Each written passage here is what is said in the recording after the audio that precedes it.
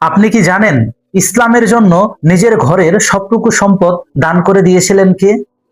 তাবুক যুদ্ধের সময় যখন দানের ডাক এলো, ওমর রাদিয়াল্লাহু তাআলা আনহু ভাবলেন আজ তিনি আবু বকর রাদিয়াল্লাহু তাআলা আনহুকে বুঝি ছাড়িয়ে যাবেন। তিনি তার ঘরের অর্ধেক সম্পদ নিয়ে এলেন, কিন্তু আবু বকর রাদিয়াল্লাহু তাআলা আনহু এলেন তার ঘরের সবকিছু নিয়ে। রসুল সাল্লাল্লাহু আলাইহি ওয়াসাল্লাম জিজ্ঞাসা করলেন, ঘরের লোকেদের জন্য কি রেখে এসেছেন? তিনি নরমভাবে উত্তর দিলেন, তাদের জন্য আল্লাহ ও তার রসুলকে রেখে এসেছি। সাহাবীগণ আমাদের অনুপ্রেরণা।